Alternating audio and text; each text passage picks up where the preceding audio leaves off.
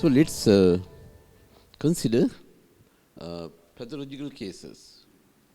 Like pathological cases, what's pathology? It's like the area of medicine which treats like broken arm or broken rib, something like that. Okay.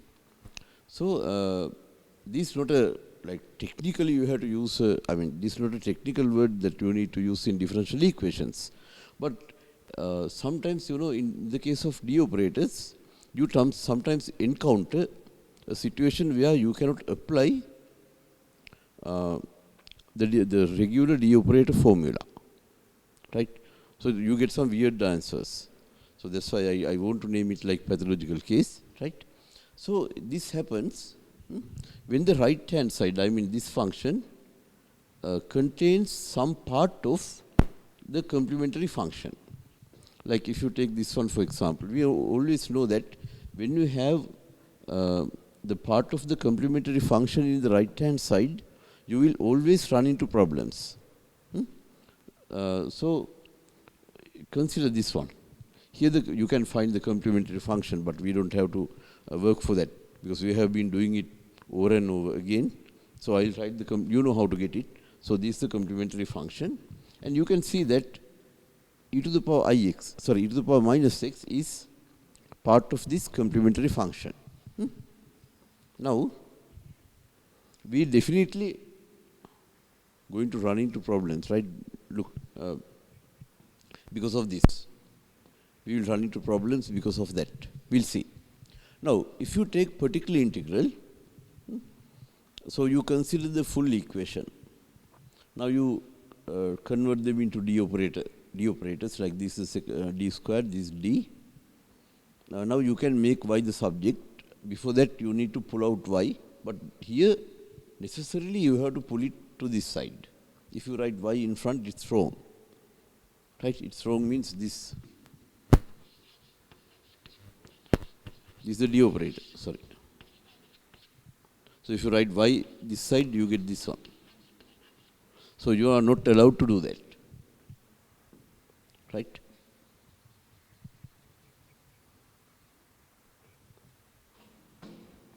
Okay. Now once you pull out y, you can make y the subject. So you will end up with this one. Now you need to substitute what? In this case, you need to substitute -1 for D. So we can substitute. Now this is 1. This is 2. So 1 plus 2 is 3. And this is -3. Then you will get e to the power minus x over 0. Right, oops. You are surprised.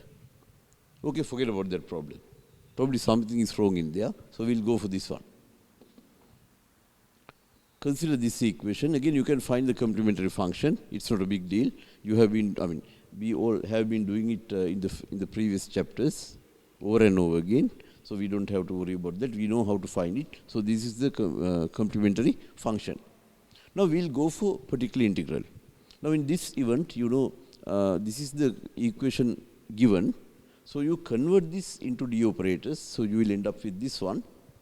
Now you pull out y to the right hand side like this. Don't write y here, it's wrong. So you get this step. Now you can make y the subject. So you will end up with this. Here you can freely move this guy to the downstairs of the other side.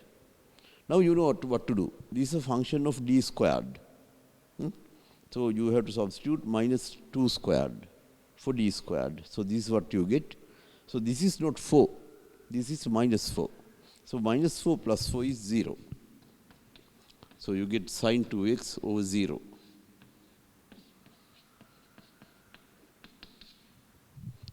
Got the same problem. That means what? D operators are not useful in those problems. Wrong. So how should you rephrase it? The regular D operator formulas can be used in this case. Why? Because of this reason. When the right hand side, the function appearing in the right hand side in the regular format, right? If this function contains a part of this, you will definitely run into problems. Or in other words, the regular D operator formulas do not work. Can you remember the same thing happens with in the case of undetermined coefficient method or the method of undetermined coefficient.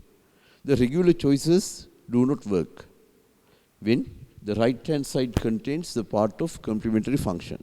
In that event, what you need to do is to multiply the regular choice by x. Okay, right. Now we will see what we can do in this case. The full set of formulas for D operators. Okay. So if you have something like this, now I'll go for the downstairs because we know by practice that you always get things in the downstairs. So I'll write 1 over FD, f of D. So if f alpha is not equal to 0, how do you know? Soon after you find the complementary function, right? Soon after you find the complementary function, you know that it is not going to be 0. Why? If the complementary function does not depend on the right hand side, if you have completely different functions in the complementary function than the right hand side, then you will not run into problems. You will get something like this, in which f alpha is not equal to 0. Right? But here, if f alpha is equal to 0, then that formula doesn't work. But beforehand, you know that f alpha is going to be 0. When? If the right hand side, or if the function in the right hand side, when you write the differential equation in the regular format, contains something in the complementary function, then you will definitely run into problems. Or in other words, what? F alpha is not going to be, f alpha is, if that contains I forgot what I said earlier. Let me rephrase it again. If the right hand side appears in the differential equation in the regular format, if you write the differential equation in the regular format, you get some function in the right hand side.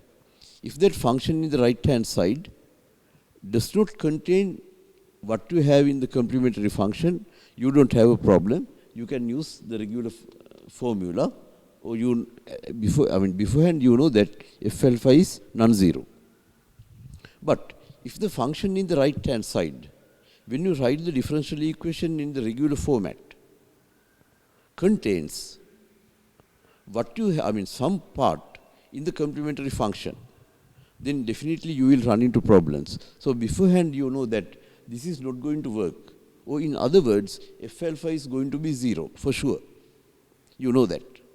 Now, in that event, you straight away stick to this one. What does this mean? This is D operators. How can you differ? What is this? F dash. F dash is a derivative. How can you differentiate the D operator? Because D operator itself is a derivative operator. So what does this mean?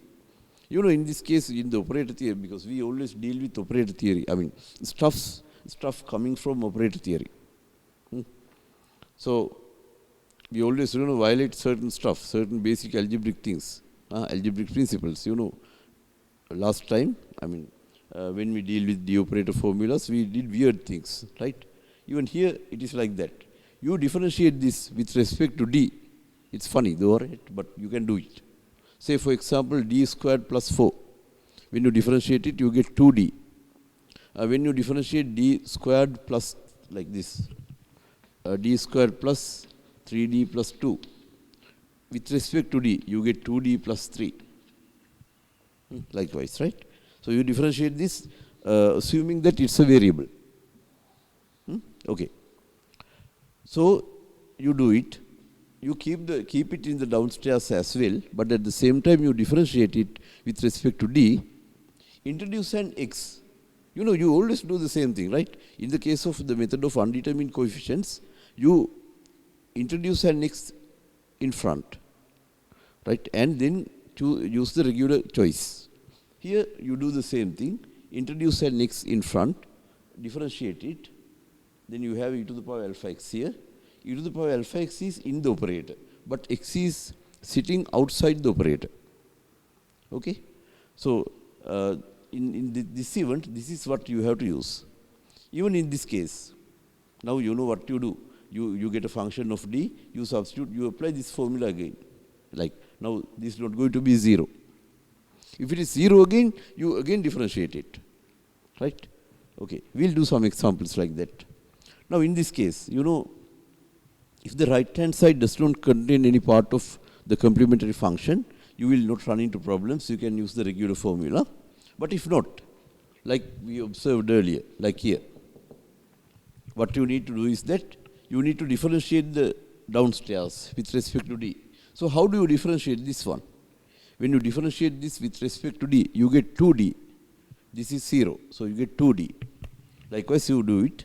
Now you apply regular formula after that. But in this event as well, you have to put an x in front, which is outside the d operator. This is inside the d operator. Right? So you have to remember that. Now we'll do the same problems we did. In the previous two examples, we ran into problems. We didn't know what to do. Right? Now at least we have some tools for that. Now we'll try to do them. Possibly we will be able to do. We'll see. Now again, take the same problem. This is the complementary function, right? Now start off with the particular integral. You consider this differential equation. Now write it in terms of d. We went through those parts earlier, right? Now what should you do? You pull out y from the right hand side. Now make y the subject. You will end up with this one. Now what should you do? You substitute like -1 for d. -1 for d. Right? You do it. 0. We knew that, right? It's going to be 0. Why? How do you know? Technically, how do you know? Because you have e to the power -6 here. It is in the complementary function. So in fact, you don't have to go through this one because you know you are running into problems. So next time, since this is our first problem, I did it like this, but from here on, you don't have to do it like that. Because beforehand, you know that you are going to run into problems. Right? So in that event, what you should do is that you don't go through this one. You straight away stick to the new formula. Right? What is that? Okay, forget about this. Now go for the, don't erase it. We'll keep it like that. Now what should you do? This is what you have. Keep e to the power -6 inside. You differentiate this with respect to d. So what should you get? 2d plus 3. But write an x in front. X has nothing to do with the operator.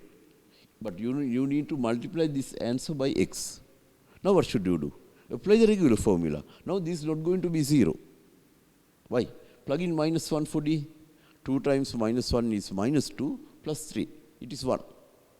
So it's not going to be 0. So y is equal to, use the regular formula for this one. What is it? 2 times -1. You simply substitute alpha. Alpha is -1 in d. So you have this. This is 1. So x times e to the power -6. Now you can write the complete primitive.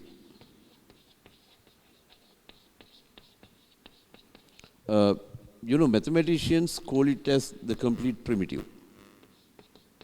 Engineers, they usually don't call it as complete primitive. When you take the physical significance into account, you can you can name it as a general solution, right? So this y is equal to yc plus yp. But when we deal with practical examples, we always use the general equation. For this, we don't use complementary function. We call it as transient response. This is the forced response. Now yc, what is yc? A cos to not cos. A to the power -6, b to the power -2x, b times e to the power -2x. That is the complementary function. So what is the particular integral? It is this. You cannot have particular integral as e to the power -6. Why? If you substitute e to the power -6 in this equation, it will vanish. It will be 0. It will be absorbed by by the left hand side of the equation. Therefore, it won't produce e to the power minus x. Similarly, if you put e to the power minus 2x in the equation, it will get absorbed by the left hand side. It will produce 0.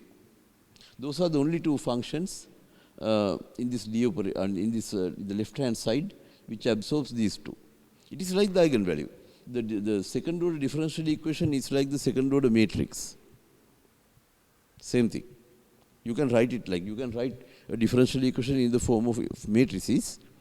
These values, minus 1 and if you do it like that, minus 1 and minus 2 will become the eigenvalues of that matrix. So this has to do with the eigenvalues, and these are in fact the eigenfunctions of this differential equation. We basically, in the complementary function, we basically find the eigenfunctions of the differential equation. Here, in the second equation, we'll go for that. Here, these are the eigenfunctions of this operator. That means what? Like if you substitute that, it will be 0, not exactly the eigenfunctions, but it will be absorbed in there. It won't produce anything, but it will be absorbed there, right? Not exactly the eigenfunctions, but kind of, right? So you cannot have, in the second order equation, you have only 2 independent such functions. In the third order, you get 3 functions. Like that, right? 3 independent functions. Now, you can mention something about A and B.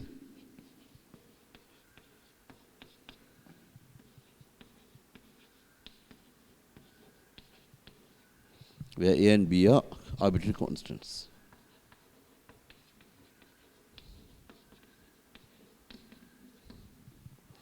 Now, we'll go for the second one. This is the complementary function, right? Because you use them using eigenfunctions. This is the complementary function. You get 2 of them. Now, particular integral, right? Particular integral. When you find particular integral, you write this one and then convert it into d, pull out y from the right hand side, make y the subject. We have done it earlier. Now we are a little smarter now. Why? We have some experience. So we know that, look, if you go for this one, right? If you go for this one, look, we did some unnecessary work. Now we are not ready to do it again, right? That unnecessary work. Why? Look, sine 2x appears in the right hand side. It is in the complementary function as well. So definitely you are going to run into problems. You know, in the case of the method of undetermined coefficients, when you have something like this, you usually try a cos 2x plus b sin 2x as your trial solution to find the particular integral. However, if you have sin 2x in the complementary function, you don't do that. You multiply it by x. So your choice would be something like this: a x cos 2x plus b x sin 2x. So you multiply your regular choice by x. Straight away you know that. You don't wait until you get unnecessary equations which don't have solutions in the method of undetermined coefficients. Straight away, when you make the trials, when you come up with the trial solution, you come up with the change, right? But here, again, as I told you, here this portion is unnecessary. You don't have to do it. But since it was our first problem, I did it. And I wanted to show you what happens after that. Right? Now we don't have to do it because at the first place we know that we are going to run into problems with the regular choice of D operators or the regular formula for D operators. So what should you do? You have to do it like this. Look, this is what you have. This is what you have. Right? So you know that sin 2x is in the right hand side. That is also in the complementary function. So you don't have to what? Go for the regular choice. If you go for the regular choice, you will run into problems. Therefore, what you need to do is, right, once you have this one, you know that it won't work because look, if you substitute minus 2 squared, it will be minus 4. So the downstairs will be 0. So since the complementary function, you can mention something like this, contains sine 2x. You straight away go for this formula. So how do you do? Keep sine 2x as it is. Differentiate only the downstairs. You have 2d with respect to, you differentiate it with respect to d.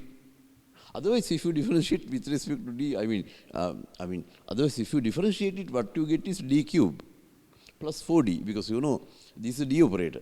If you again differentiate it, you get d cube plus 4d. But no, here you have to differentiate it with respect to d. Therefore, this becomes 2d. So introduce an x from the left hand side which sits outside the d operator. So you keep it like this. Pull out half. You have 1 over d sine 2x. Now this is this integration. You integrate it. When you integrate sine 2x, you get minus cos 2x, then divided by 2. So pull out minus sine all the way. You have x over 4 cos 2x. So this is the complementary function. Now you can say the complete primitive is this one. This is the complementary function. This is the particular integral, where a and b are arbitrary constants. So straight away you can stick to this one, but before that you mention this one. So it is a little bit logical, more logical. Okay, so we'll do some more problems after this.